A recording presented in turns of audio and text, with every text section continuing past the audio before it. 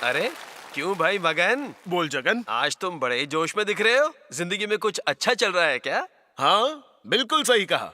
मेरे पास सबके लिए एक जोरदार खबर है। तो फिर सुनाओ ना।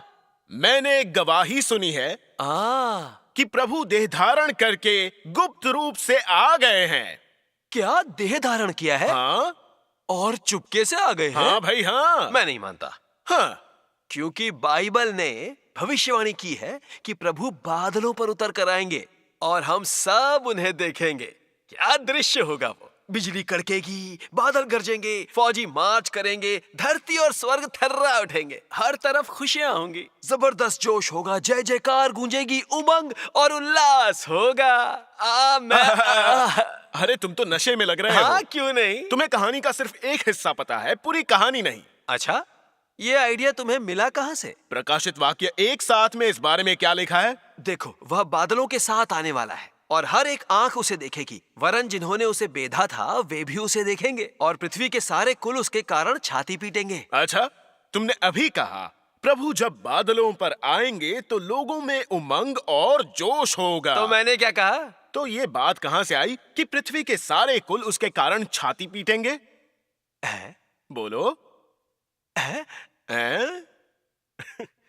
लोग उन्हें बादलों पर उतरते देखकर विलाप क्यों करेंगे? इसे समझने के लिए सबसे पहले हमें दूसरी भविष्यवाणियों पर भी नजर डालनी होगी। दूसरी भविष्यवाणी?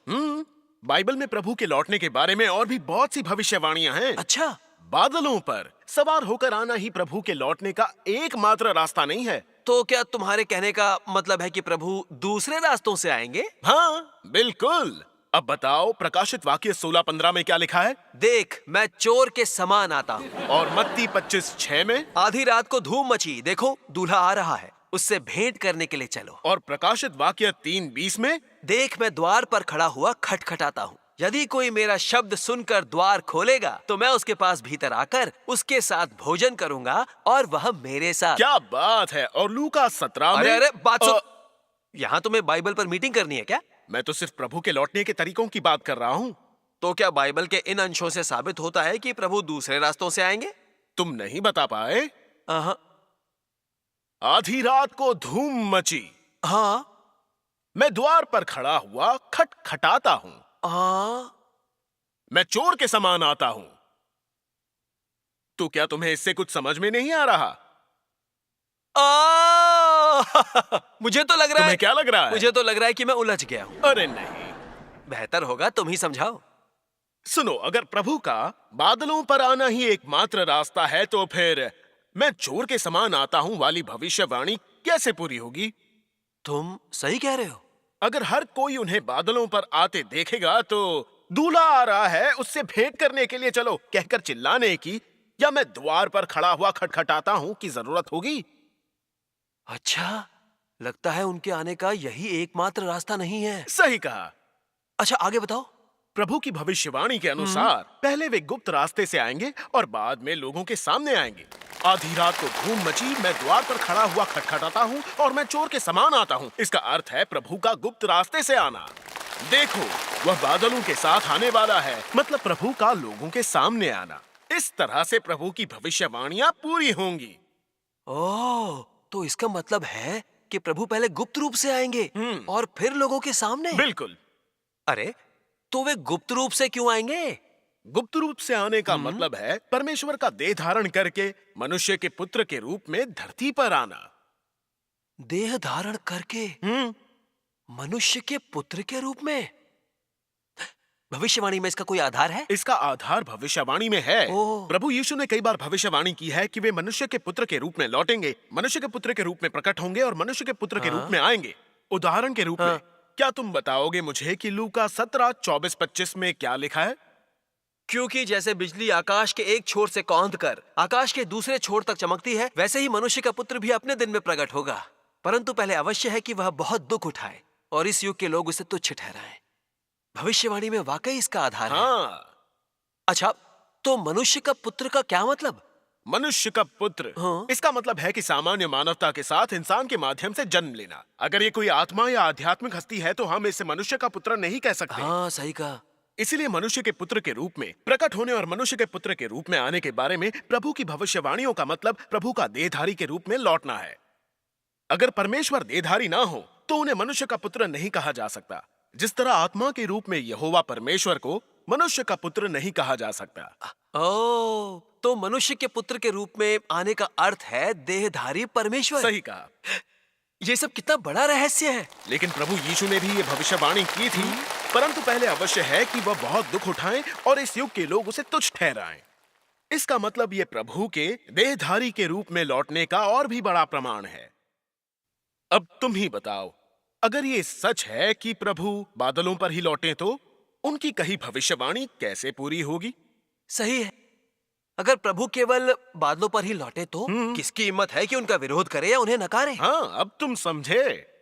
हाँ, अब मैं समझ गया। हाँ तो परमेश्वर अंत के दिनों में देह धारण करके क्यों आते हैं? हाँ, ये सवाल काफी अच्छा तो है। चलो समझाओ। परमेश्वर अंत के दिनों में मुख्यतः न्याय का कार्य करने देहधारी के रूप में आते हैं। न्याय का कार्य करने?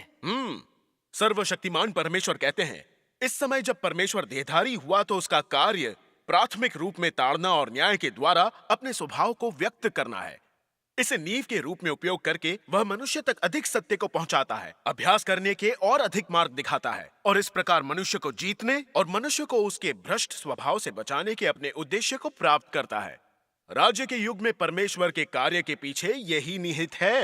हाँ, तो परमेश्वर सत्य व्यक्त करने और न्याय कार्य करने के लिए देह धारण करके आते हैं। और इससे प्रभु यीशु की भविष्यवाणियां पूरी हो जाती हैं। कौन सी भविष्यवाणियां? पिता किसी का न्याय नहीं करता, परंतु न्याय करने का सब काम पुत्र को सौंप दिया है। जो मुझे तुच्छ जानता है और मेरी बातें ग्रहण नहीं करता है, उसको दोषी ठहराने वाला तो एक है, अर्थात जो वचन मैंने कहा है वही पिछले दिन में उसे दोषी ठहराएगा। परमेश्वर अंत के दिनों में सत्य व्यक्त करने के लिए देह धारण करके आते हैं। उसकी भविष्यवाणियां पहले ही बाइबल में कर दी गई हैं। सही कहा। अच्छा सुनो, परमेश्वर आत्मा के रूप में न्याय का कार्य क्यों करते हैं? सोचो इस पर। अगर परमेश्वर ने आत्मा के रूप में सत्य व्यक्त किया और न्याय का कार्य किया, तो क्या लोगों के लिए इसे समझना और स्वीकार करना आसान होगा?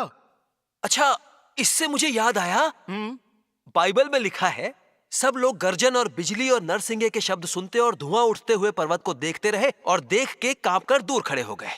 और वे मूसा से कहने लगे, तू ही हमसे बातें कर, तब तो हम सुन सकेंगे। परंतु परमेश्वर हमसे बातें न करे, ऐसा ना हो कि हम मर जाएं। और बाइबल का ये अंश हमें क्या बताता है? अगर परमेश्वर स्वर्ग में गर्जना करते हुए बोलते हैं तो लोग समझेंगे नहीं, ना उसके पास जाने की हिम्मत करेंगे। क्या ये तुम्हें सही लगता है? हाँ, बिल्कुल सही लगता है।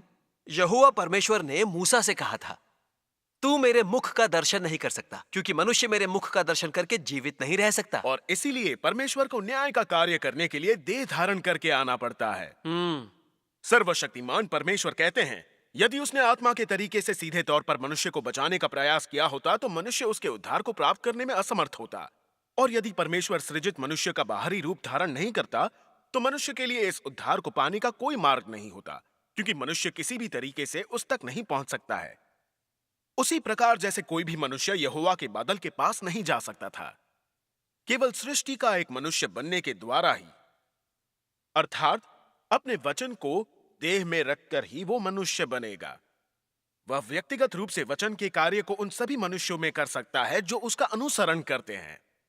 केवल तभी मनुष्य स्वयं उसके वचन को सुन सकता है और देख सकता है और उसके वचन को ग्रहण कर सकता है। तब इसके माध्यम से पूरी तरह से बचाया जा सकता है। अब मैं अच्छी तरह से समझ गया। परमेश्वर देह धारण करके आते हैं क्योंकि उनकी प्रबंधन योजना को इसकी आवश्यकता है, क्योंकि दूषित इंसान को इसकी आवश्यकता है। हाँ, ये बहुत बहुत गहरी बात है।